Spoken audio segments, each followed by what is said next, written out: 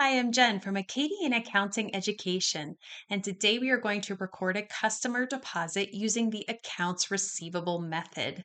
So if you would like to grab a copy of the exercise, be sure to click on the link in the description, and let's get started. All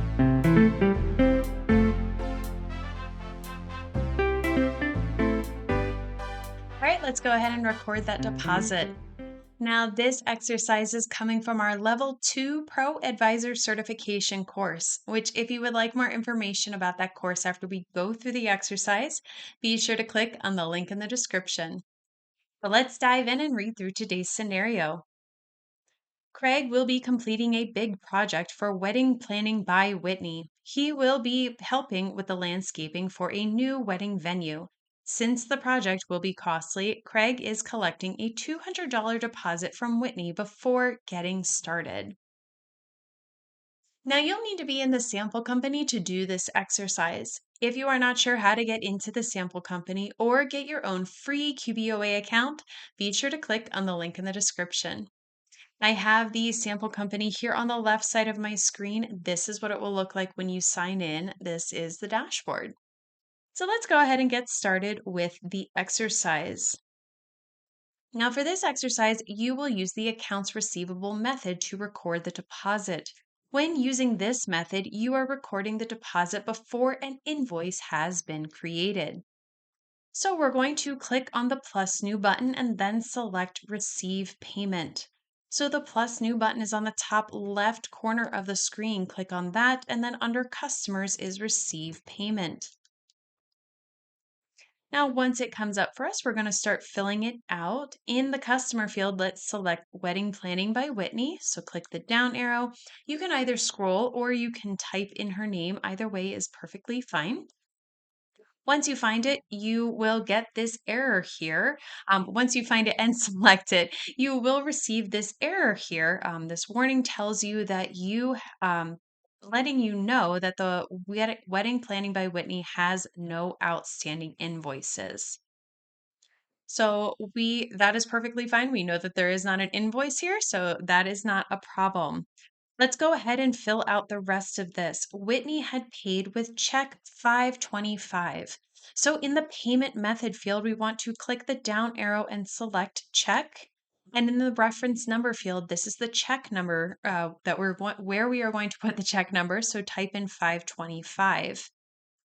As a note here, the payment date is just going to default to today, which is perfectly fine for this exercise, but be sure in real life that you are using the date that the deposit was actually received.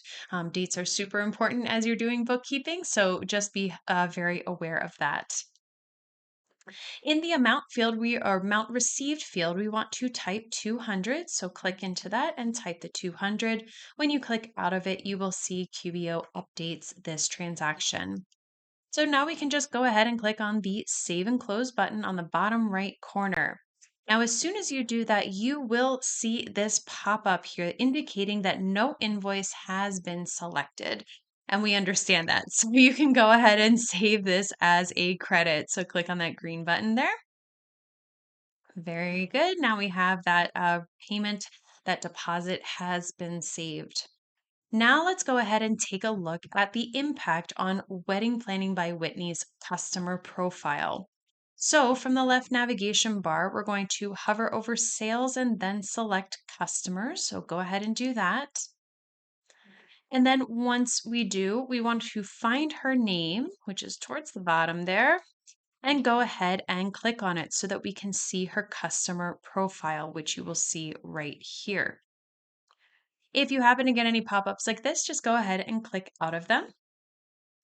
And now if we take a look at her profile here, you can see that the balance on her account is negative, indicating a credit balance.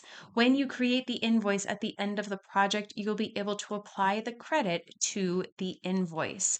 And you can also see that it has been showing here. This is the payment that we just created, and it is currently showing as unapplied, which also means that there is that credit is the same as showing down here unapplied is the same as this open balance. So next time that an invoice is created, that balance will be applied. And that's how you would record a customer deposit using the accounts receivable method. Now, if you like this exercise and you would like to do more like it, or you would like more information about that Level 2 ProAdvisor certification course, be sure to click on the link in the description, and I will see you next time.